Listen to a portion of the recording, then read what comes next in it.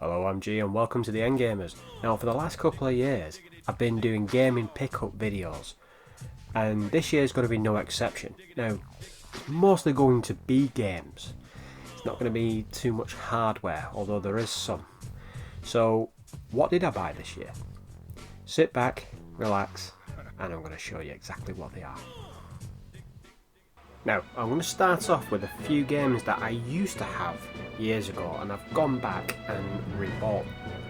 Well, that's the case for most of the games, to be quite honest with you.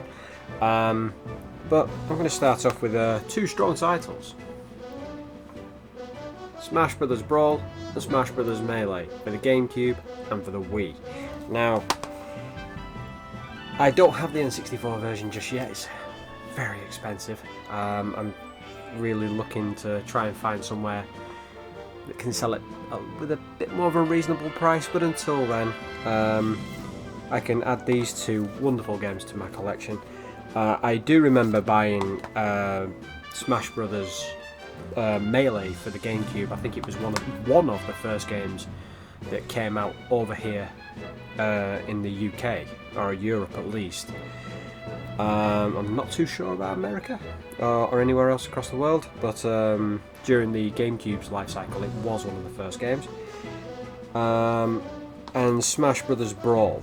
Again, I bought this when it came out for the Wii originally. Both great games. Brawl has an absolutely amazing roster. Includes characters like Sonic and even Solid Snake from Metal Gear Solid, which is amazing. Gameplay wise, phenomenal. But going back to the GameCube version, the GameCube version, the pad that we use for the GameCube, it's still considered today as the best pad to use for Smash Brothers. So much so that even Smash Brothers Ultimate that came out for the Switch not so long back came with a special edition which contained a GameCube controller. So yeah, it does bring back a lot of fond memories for this game. I think one of my favourite features on this game in particular was the it was like a home run competition where you had to hit a sandbag with a baseball bat, but you had to weaken the sandbag first and then hit it as hard as you could, and then send it as far down the field as you could. I spent many an hour trying to beat my record on that. Yeah, fun times. Okay, so next game. Years ago when I went on holiday with my parents, I used to go and spend a little bit of my holiday money in WH Smith or whichever stores they had in hardware stores at Manchester Airport, and I used to buy a game to take with me.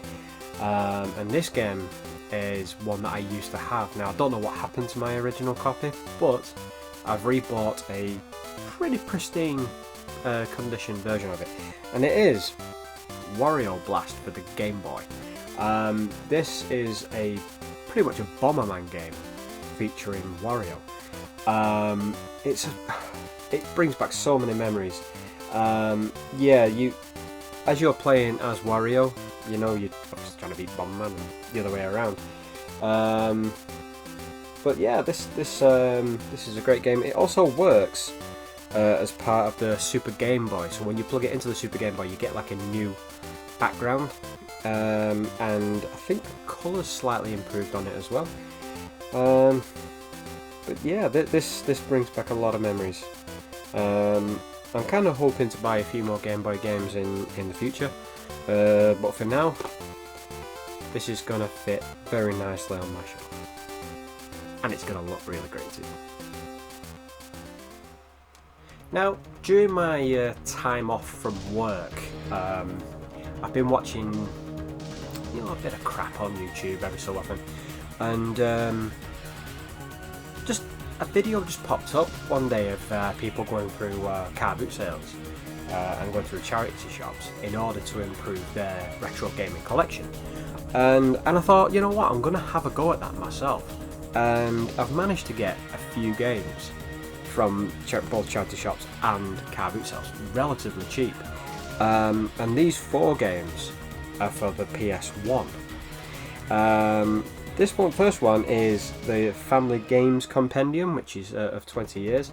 Just got a load of like motorcycle games, casino games. It's nothing special, but I think it was about a couple of quid from the charity shop. Next up, I bought from the same person, which was Tekken 2 and V-Rally. Now these were, I think they were about a quid each. Now the Tekken 2, calm down for a moment, does actually contain a demo disc as well, containing autumn and Christmas releases. I have no idea what year. I assume it would be around the 94, 95, 96 mark. I have no idea. And V-Rally. I never really liked like realistic racing games. I'm more of a silly kart racer, although there are the odd couple of games such as like Forza, which I really do enjoy. But yeah, I mean, for a couple of quid, I couldn't really say no to them. And the last one, which I thought was an absolute bargain for £1, was Siphon Filter. Now, I've not actually played this game yet, and that's going to be a bit of a running theme through this video because I've bought quite a few games and not actually played them. But yeah, I think this is included on the PlayStation Mini. So yeah, I'm going to give this a go soon. I've heard a lot of good things about it. Another game that I picked up from the car boot sale was this. This is Mario and Sonic at the Winter Olympics. I've never played this game at all. I've never played one of the Winter Olympics games. But it's a Mario and Sonic at Olympics game. So I'm expecting good things from this. I remember playing on like the first Mario and Sonic at the Olympics game, which was for Beijing, I think. And I spent many an hour on that. I'm going to give this a shot soon. I can't see myself playing too much of it, but you know, it's a nice shelf filler to stick in with the rest of my Wii collection. Okay, so the next game is something that I'm going to have to find my Kinect for my original Xbox, set it up, and then have a bit of a quick go on it. It's something that I never really wanted to pay full price for, but Star Wars Kinect. Now, I've heard it's not all that great. I think some things in there are supposed to be okay, others not so much. But yeah, there's I think there's like 4 games in it. One like there's more of an action game. There's one where you play as a Rancor. I think let's have a look. Yep, there's a pod racing, and there's also something that looks like Dance Dance Revolution. You won't find me playing that unless I'm a little bit drunk. But yeah, like I said, I wasn't going to be paying full price for this. But I found it at the car boot sale for, I think it was £1, and I thought, yeah, why not? Why not? It's worth a go for £1, right? For quite a while now, I've kind of fallen out of love with Call of Duty. The last game that I bought full price was Ghosts on the Xbox One, I think. And I also had Black Ops 4 bought for me 1 year for Christmas. For my birthday. I enjoyed both games, but the rest of the games that were coming out, they're a bit far-fetched, a bit futuristic, and in some cases they kind of like replicated some of the mechanics in Titanfall, like such as the wall running, and it just didn't feel right. So I didn't really feel like spending a lot of money on these games. So I didn't really buy them. But going through the car boot sales, I've been finding a few for like £1 a piece, maybe some of them for a couple of quid a piece. So I thought, well, I might as well buy them now for a quid or a couple of quid. It's same as before. It's it's a good deal, right? So I bought Black Ops 3. So put the camera there you go. The remake of Modern Warfare, or remaster, sure. No, is it reboot?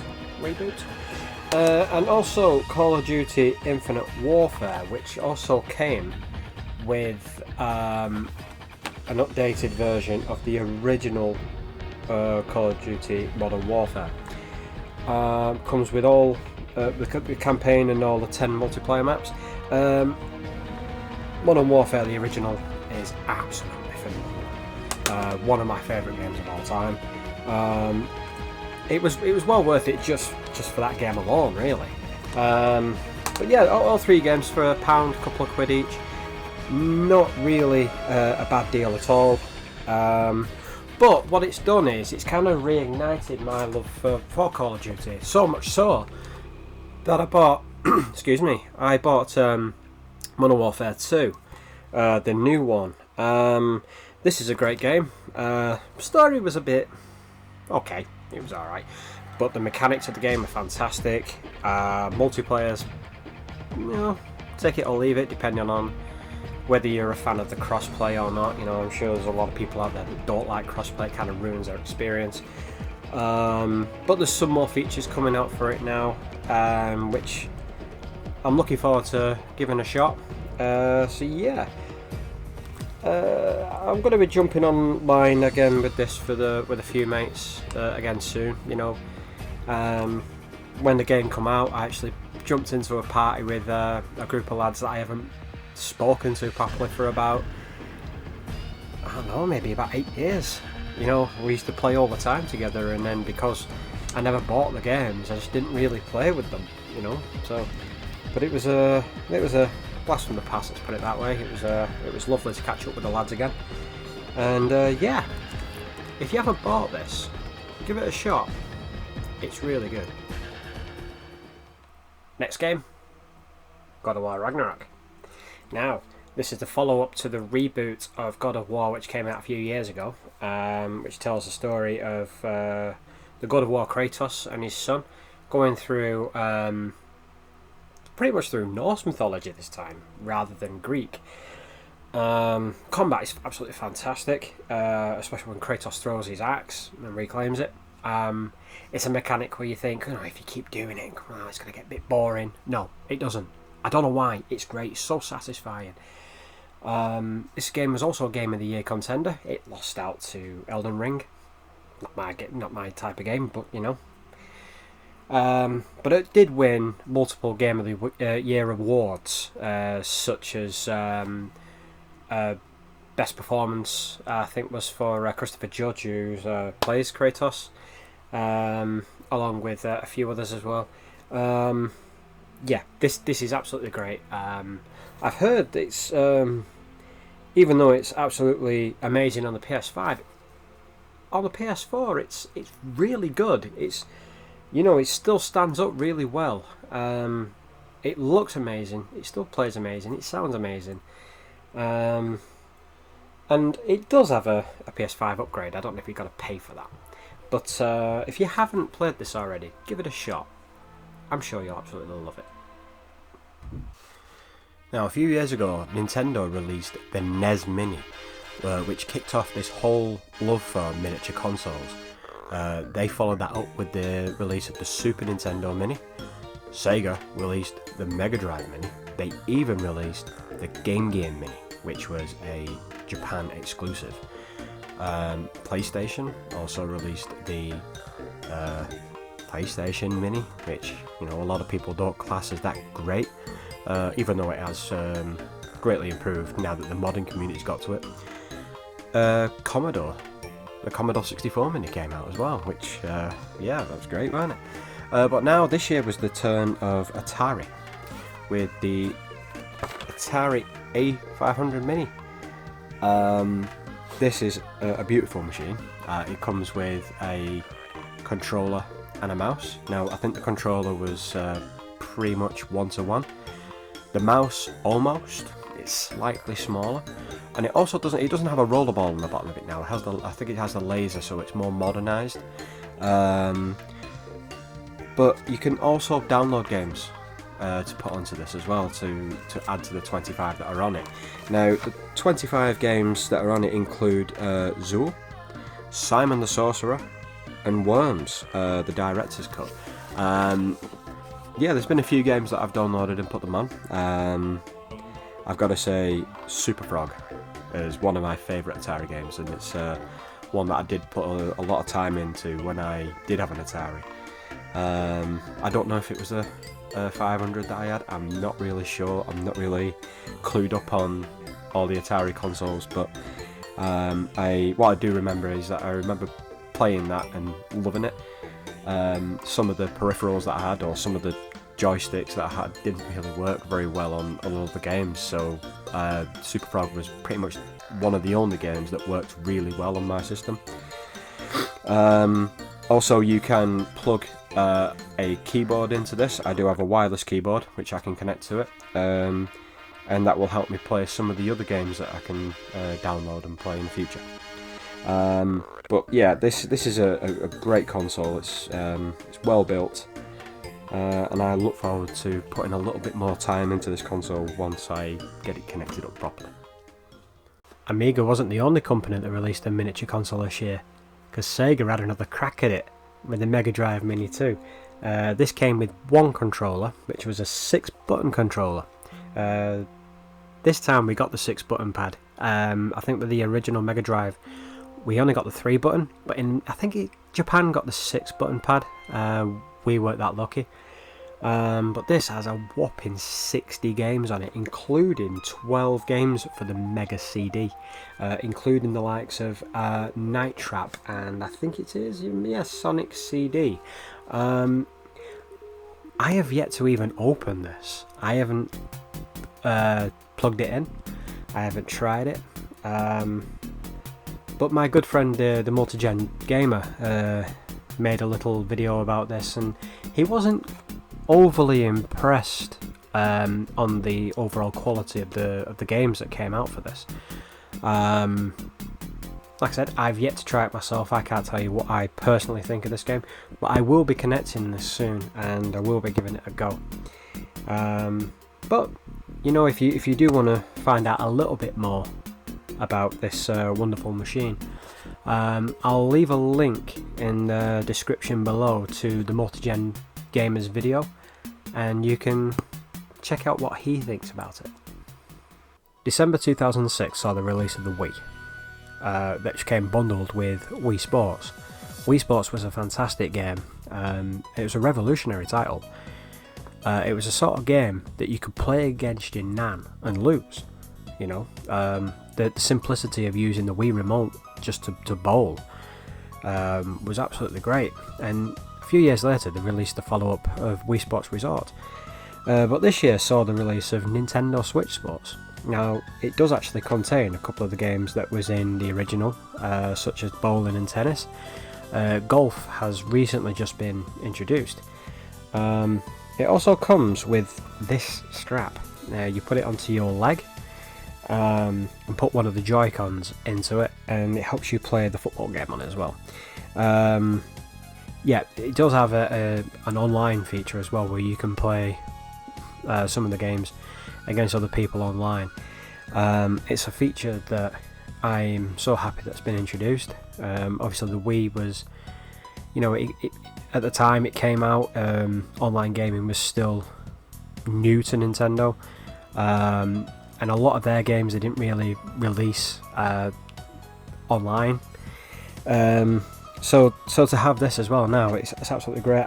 I've played this quite a lot online, just the bowling online. A few of the games, they're not really for me. I'm not a huge fan of the football game, or even the badminton, but the tennis is actually not too bad, and bowling is always fantastic. I will be giving the golf game a go soon. But yeah, I'm really liking this game. Really liking it.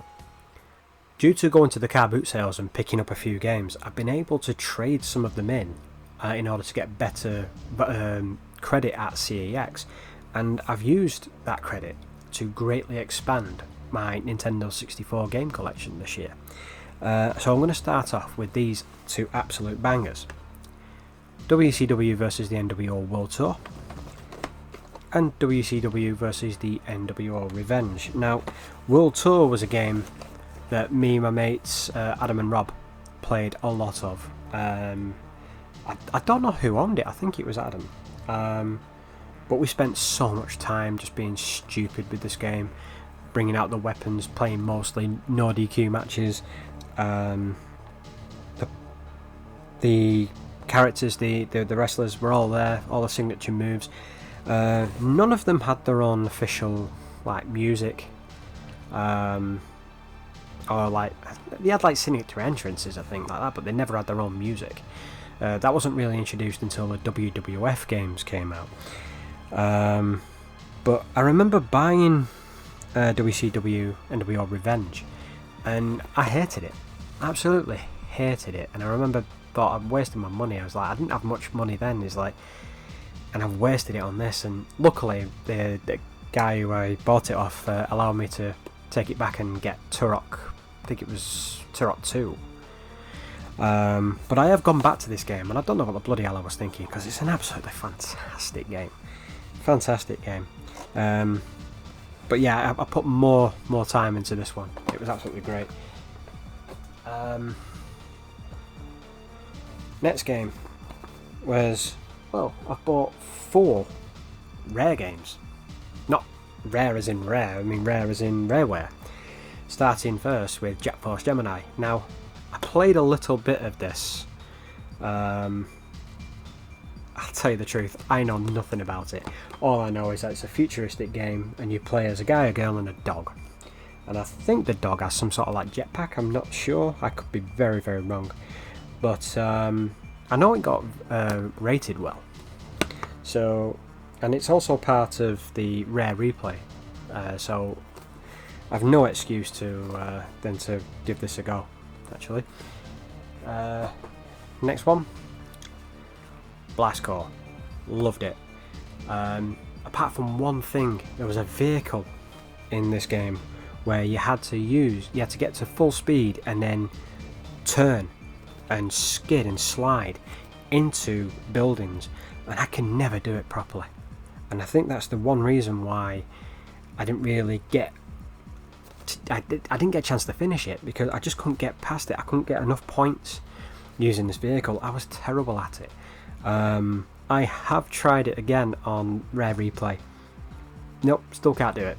Still can't do it at all. Hopefully one day I'll learn. I very much doubt it.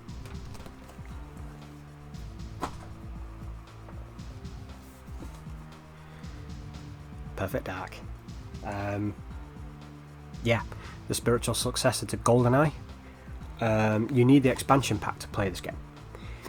Now, I bought this off eBay. It comes in a lovely protective case. I need to get some more of these off eBay to try and protect the rest of my games. Because I do have a copy of Resident Evil 4 on my shelf, and due to a house move, I kind of creased the box up a bit. I'm absolutely gutted about it. And it's very hard to try and find a new box, because the game's it can be pretty valuable with it. But yeah, this is a spiritual successor to GoldenEye. The multiplayer, you know, you don't have to play with 4 people. You can put AI characters into it as well. You can have more than 4 people running around. The weapons, futuristic weapons, are great. I think there was one where it was like a briefcase, but it turned into a gun. My favourite weapon was the Farsight, which kind of used as a bit of like an X-ray, and you could go through walls and you can shoot people through the wall. You can see people through walls and then shoot them as well. I could just stand there and just shoot them. Kind of like the camping. What people do these days, just camping. Single player, I managed to finish GoldenEye on the hardest difficulty setting. Perfect Dark, No, not quite. I don't know if I'll go back to it and complete it on the hardest difficulty setting, but I think I will go back through the main campaign.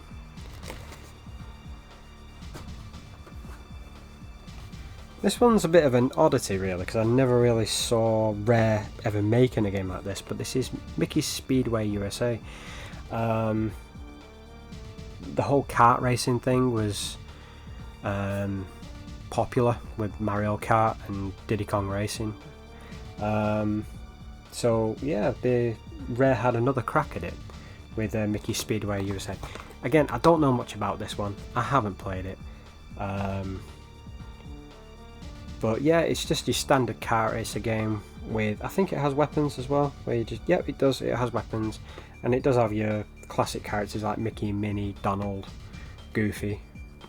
Yeah, I'm going to give this a shot soon. I don't know when. No idea.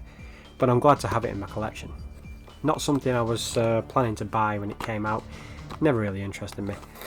I don't even know why I picked it up to a certain degree, but you know, it's a Rare game, so they don't really make bad games. So yeah, I'm more than willing to try this one. Last N64 game? Wipeout 64. I had this game. I loved it. It sounded okay.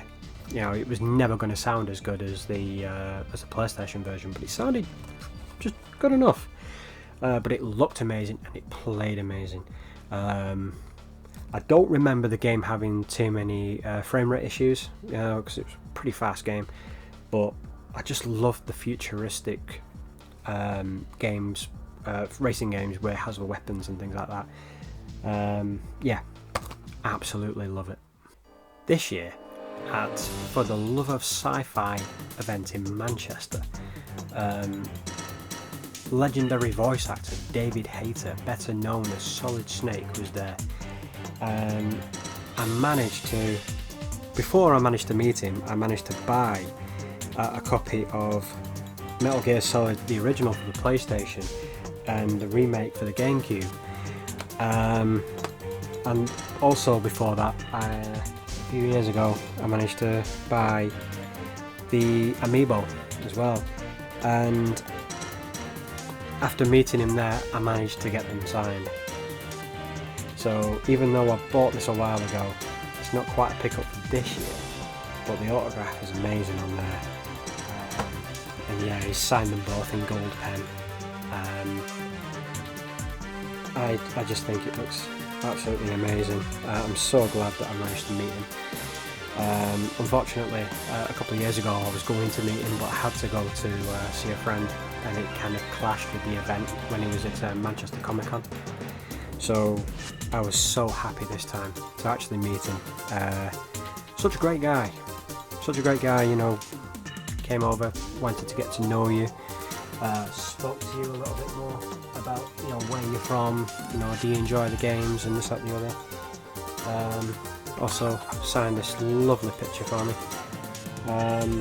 But the highlight was like, as soon as I was about to leave, he just like, Graham, and in Snake's voice, he just turned around and went, "You're pretty good." Yeah, it was a proper fanboy moment. It was amazing. I don't think he gets bored of doing that. David, thank you.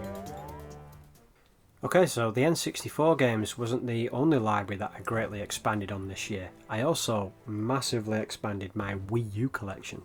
So I'm going to start off with Mario Party 10. Now, I'm not a huge fan of Mario Party games. The first one for the N64 is really good. I really like the more recent one on the Switch, but in between, I've never been a huge fan. Mario and Sonic at the Rio 2016 Olympics. If this is as good as the Wii versions of the game, then it should be an alright title. Lego City Undercover. It's just a Lego game. Most of them are really good, so I assume this one will be the same. Donkey Kong Tropical Freeze. It's a 2D adventure game with Donkey Kong. I haven't played it, but it does look amazing. Donkey Kong 2D games generally are really, really well made. Yoshi's Woolly World. It's kind of, I think, kind of like a follow-up to the old like Yoshi's Story games for the N64. But this one, the characters are made from wool. The art style is really, really good.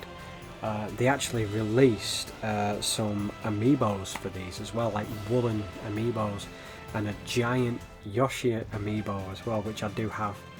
But yeah, I think there was also a 3DS version of this game as well.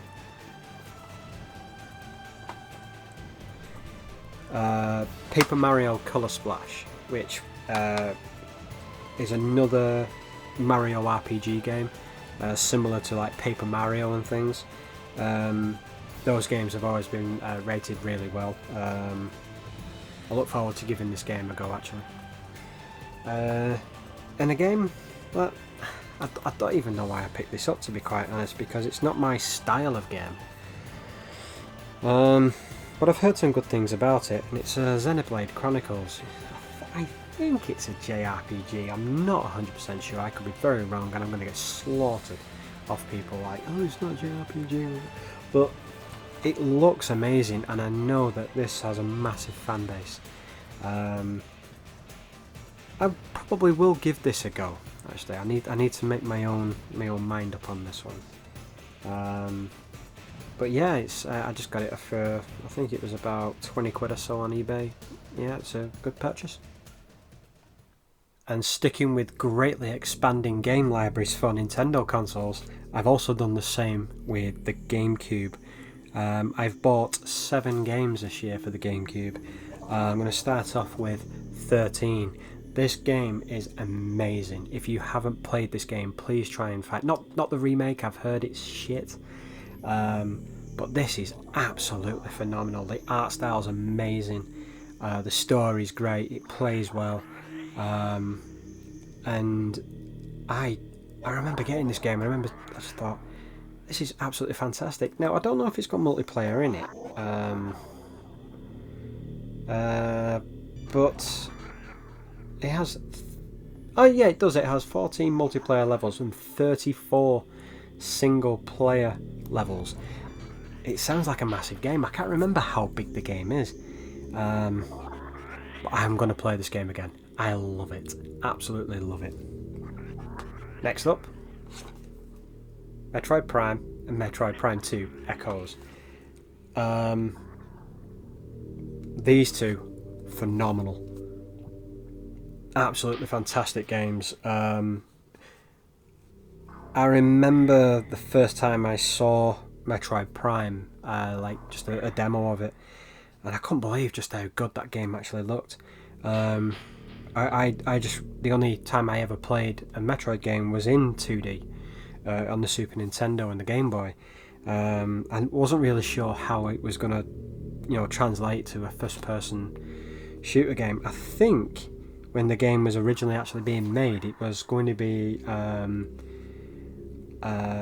third-person game, and it quickly went into like a first-person. They started to remake it again. But yeah, it's so good. The mechanics in the game are absolutely fantastic. You could run into a room and there's a scanner visor. Part of your visor, it's like a scanner. You can scan your enemies and actually get information on different enemies. And also you use the scanner to scan the bosses, and it tells you the weak point and how to beat the bosses as well. It's very easy to get lost. It is a Metroid game. But it's a sort of game that once you've upgraded part of your arsenal, you can then go back to certain parts of the game and visit areas that you wasn't originally able to get to. And the same with Metroid Prime 2 Echoes. 2 great games. Play them. Next up, Resident Evil 4 and Resident Evil Code Veronica X. Now, Resident Evil 4 was originally released for the GameCube. It has come out on other systems since. This game is absolutely amazing.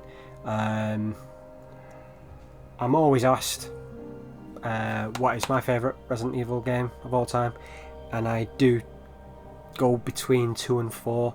I think I kind of lean towards 2, but 4 is an extremely strong title, one of the best ever made, where you play as Leon Kennedy from Resident Evil 2, who's going to he's been shipped off to Europe to try and find the president's daughter that's been kidnapped by a cult.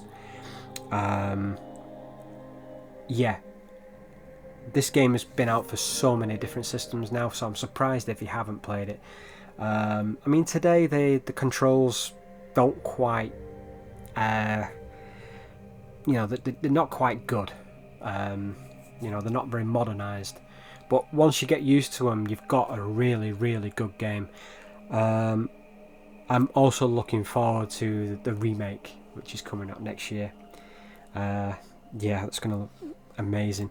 But speaking of remakes, I'm really surprised that they haven't remade Code Veronica X yet, or they haven't. They chose not to remake this one first. I would have thought they would have gone for this one first. This was originally released on the Dreamcast, and because, well, the Dreamcast was a bit of an ill-fated console, Capcom have decided to release it on the PlayStation and on the GameCube as well. This is not a bad game. I really, really do enjoy this game. I don't think it's a very popular or fan favourite game. I'm not really sure.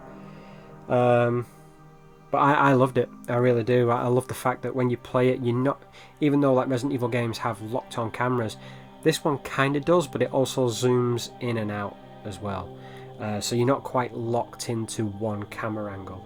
It does move side to side, backwards and forwards, before changing to a different camera angle as well. Voice acting, again, is really good, apart from Steve. Steve, oh god, it's cringe. It's so bad. He is so bad. But yeah, there are certain like first person elements to this as well, which was relatively new to Resident Evil. Yeah, this is a great game. Last game for the GameCube, Star Fox Assault.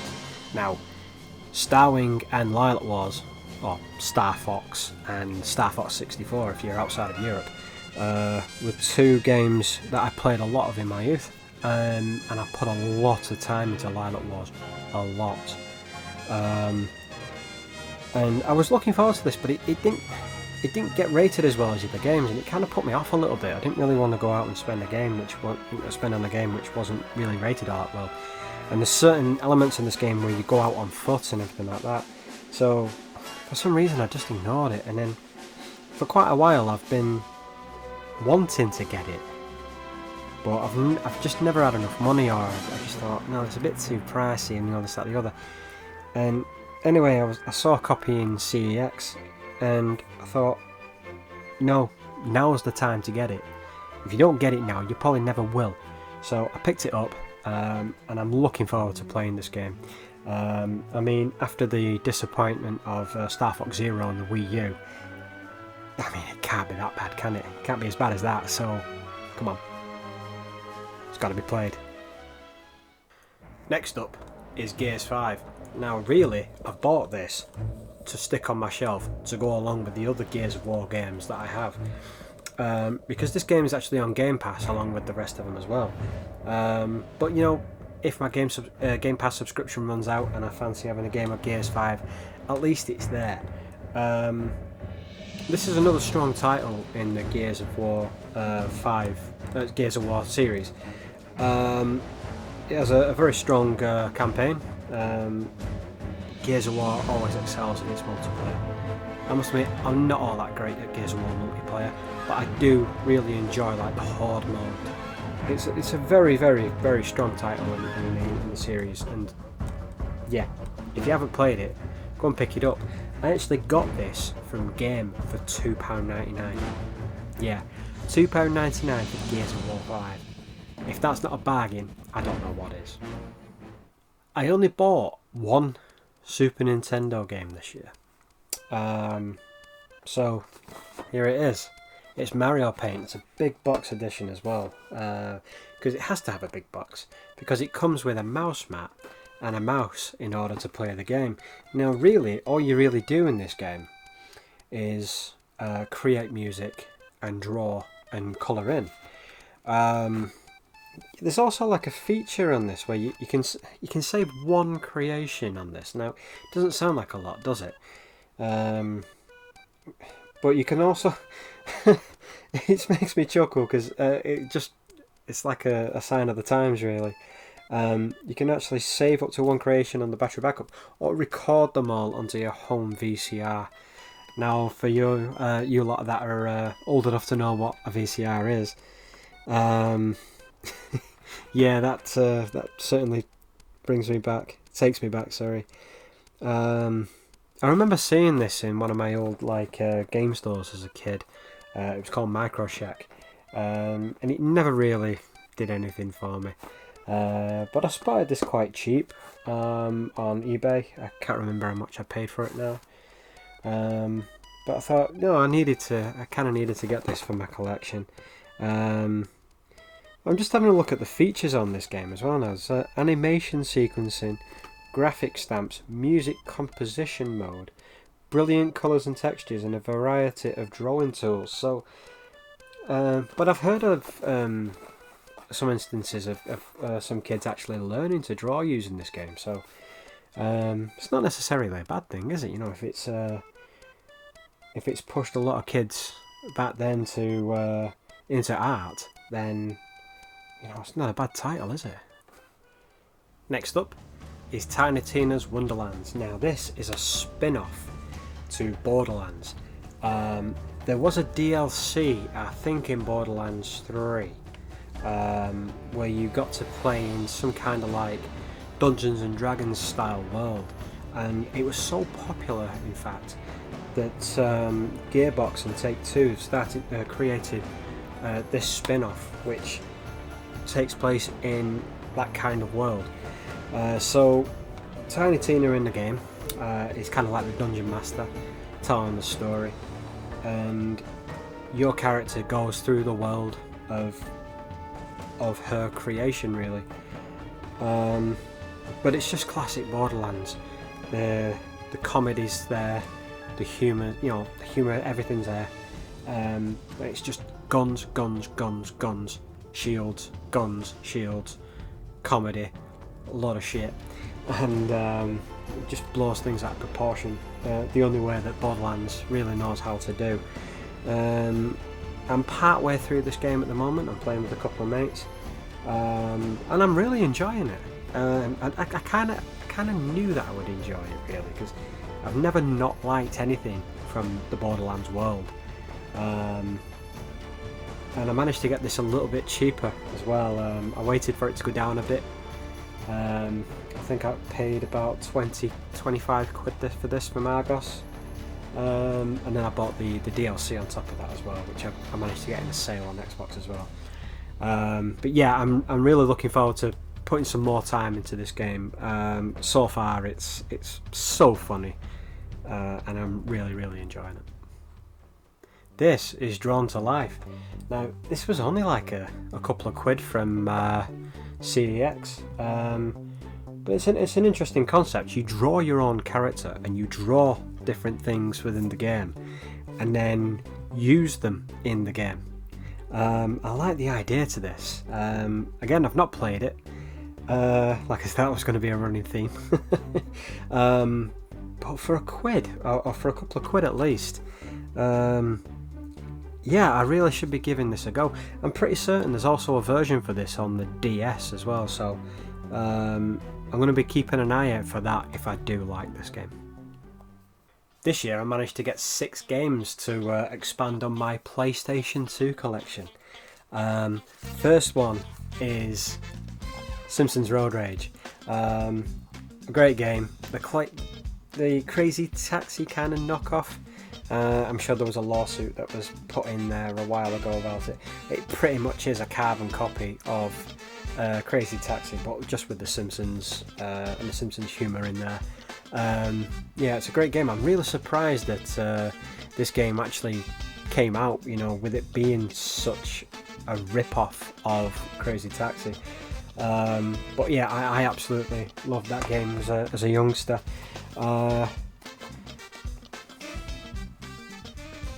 Next one, I would say, is the Punisher. I got given this off a friend actually, so thank you to Asif from work.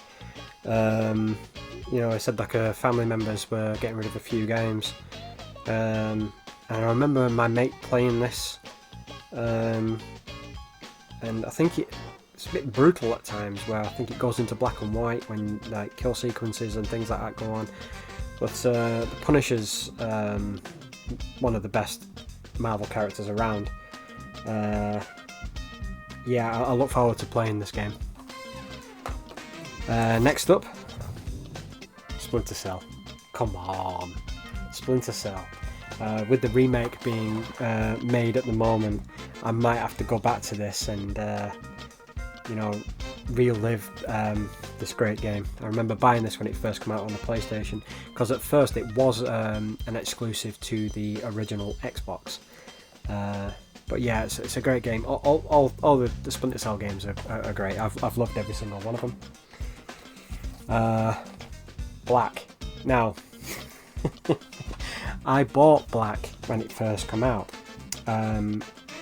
I actually traded in 2 Nintendo 64 games because I got a great trading value for them, which a few years later I regretted doing, because those 2 games were Conker's Bad Fur Day and Banjo-Tooie. You know, 2 of the most there were 2 last rare games for the system, and then when I checked the eBay prices a few years later, they were astronomical.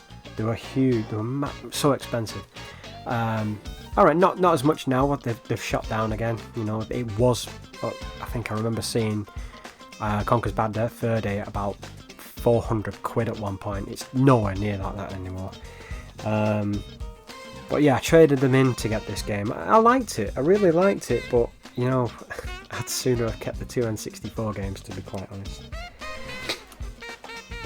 And the last game is Def Jam Fight for New York. Now, I saw this at a car boot sale, and I checked the condition of the disc. Now, it was okay. It was alright, but it was a little bit too scratched up for my liking. And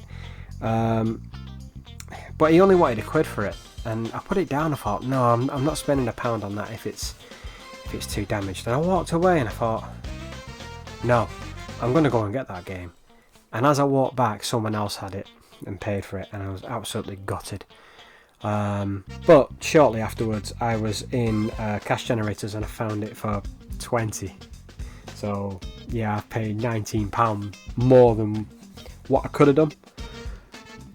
But I've not played this one, but the original Def Jam game I played on the GameCube, and yeah, it's from the same team that created the THQ and N64 wrestling games, the WWF games.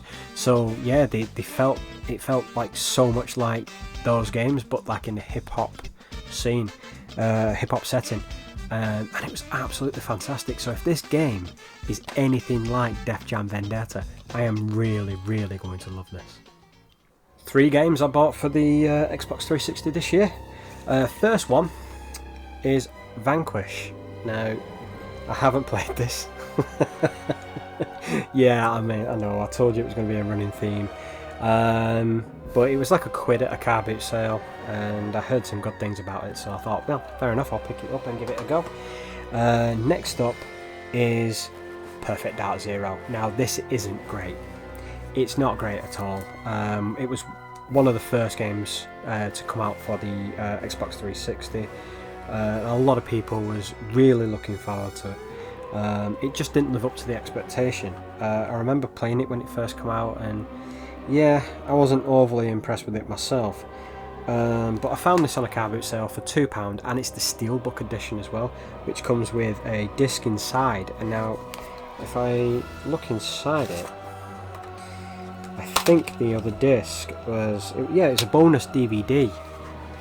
I assume it's just like the making of the game as well. So I thought, well, for £2, at least if I get the making of DVD as well and have a look at that, then yeah, it's definitely worth it.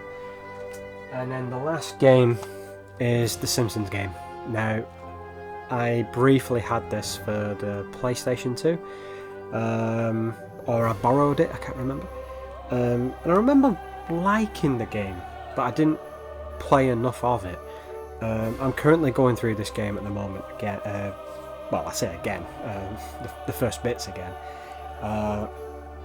And it's so good. The camera angles are shockingly bad though, it's not great. It is very buggy at times as well, but the voice acting is fantastic, as you would expect. It's Simpsons. But this game, I think, was also written by the creators of the show as well. But the whole game parodies other video games in the world. So you have parodies of I think it's World of Warcraft, The Legend of Zelda, and I think even games like movies like Saving Private Ryan as well. So yeah, this is a this is actually a really good game. It's actually one of the better Simpsons games as well. I mean, alright, Hit and Run is considered the best. Road Rage is not too bad, but at least it's not the Simpsons wrestling, no way. That was bad. My only Mega Drive game that I picked up this year, Sonic 3. Yeah. I haven't finished Sonic 3. I've only ever finished Sonic 2 and Sonic and Knuckles. But yeah, this is a great game. This is the first game that actually introduced Knuckles to us. The graphics are amazing on this. But yeah, I got stuck on the I think it was like Carnival World or something like that, and there was a certain bit in it where you had to like time your jump perfectly, and I just couldn't do it. I couldn't do it, and it pissed me off, and I just didn't go back to it. But yeah, Sonic 3, I kind of needed this one really, and the only other game I need now for the Mega Drive in the Sonic the Hedgehog series really is Sonic and Knuckles, but that comes with a cardboard case and most of them are quite bashed. Now I had that as a kid as well, so I'm trying to look for a decent copy of that. Yeah, so Sonic 3, great game. The last of my Xbox Series X games that I bought this year came in. It's the Teenage Mutant Ninja Turtles, the Cowabunga Collection. This box here, this pizza box, was like a game pre-order thing. I didn't pre-order it, I just assumed they had a shitload of these boxes left, so they ended up just giving it me. But there you go, this is the game. It actually contains pretty much, I think it contains every 2D version of the game that was released on retro consoles. So you're looking at the original, well, in fact the original arcade version as well. So the original arcade version, Game Boy version, Mega Drive version, Super Nintendo versions, and I think it was about 30 quid or something like that, and it's an absolute bargain. It really is. It's a blast from the past, and I mean, sure, some of the games are absolutely fantastic. Like the arcade game still stands up today. The Game Boy games are surprisingly good as well. Just not a huge fan of the some of the versions of the Tournament Fighters. The one on the Mega Drive, not really one of my favourites. I didn't even know that there was a version of the Tournament Fighters for the NES. But yeah, surprisingly there was. But yeah, for 30 odd quid for so many games that I remember playing in my childhood is a bargain. Yeah, I mean, some people would probably consider 30 odd quid a bit pricey, but I'm sure you'll be able to get a pre-owned copy of this now. And if you can, I strongly recommend it. Next is the HDMI adapter from Kaiko for the Nintendo GameCube. Now this plugs into the digital AV out port on the back of the GameCube, and it allows you to play the GameCube in with a HDMI cable. So no more SCART cables for me. This also means I'll be able to play the game in better resolution and also be able to capture better footage of any games that I decide to maybe even stream or do other things with in future. It comes with like a little bit of plastic which plugs into the back of the vent, into the vent on the back of the system. So when you plug it in, it's more secure because it's quite a big thing that's sticking out the back of your console. So having this little bit of plastic here at the back, it just makes things more secure. So yeah, I'm looking forward to playing games like Star Fox Assault with this, and just waiting to see just how much clearer these games are going to be. So thank you to the Multigen Gamer for recommending this to me. I can't wait to try it out. A common theme for some controllers these days is stick drift. Now, for my Xbox Series X controller, my left stick started to develop a bit of stick drift shortly after the 2-year anniversary of me getting a console, or shortly before the 2-year anniversary of me getting a console. And I thought, well, the amount of money it's going to cost me to get another one, I could just go and get one from the Microsoft Store from the Design Labs. So I designed my own controller. It's a bit loud, isn't it? This is my Xbox Series X controller. It's yellow and green, or green and gold. And it has the buttons here are pretty much like the I think they're like the original Xbox One pads. But yeah, it's green at the back. It's got a bit of a grip at the back there as well. 3D sticks work perfectly fine as well. It's even got my gamer tag etched in the bottom of the controller as well. It's a great build. I had to wait maybe about a month or so for it to be released. It's a good job the stick drift wasn't actually that bad. It was just a little bit annoying when playing Sea of Thieves, and then all of a sudden I'm just walking off the ship with no control over it whatsoever. It just happened. I think the only downside is if you don't get like black control sticks, they get a bit grubby in the inside as well, so you've got to clean them quite a lot in order for them to look nice. But this build quality it's a great controller. Yeah, great pie. Now, this is the best buy, my best buy of 2022, and it's been something that I've been after for quite a while, and I've been using the money that I've been getting from trading games in from car boot sales, and I've put it all together in order to get this bad boy. I got myself a Sega Saturn. There we go. How good's that? So yeah, this was Sega's attempt into, well, I'd say it wasn't really an attempt into 3D gaming. It wasn't really built as a 3D machine, and it was also trumped by the PlayStation, not just through the price. I think it was about $50 cheaper in America, but also Sega kind of ballsed up a bit. You know, they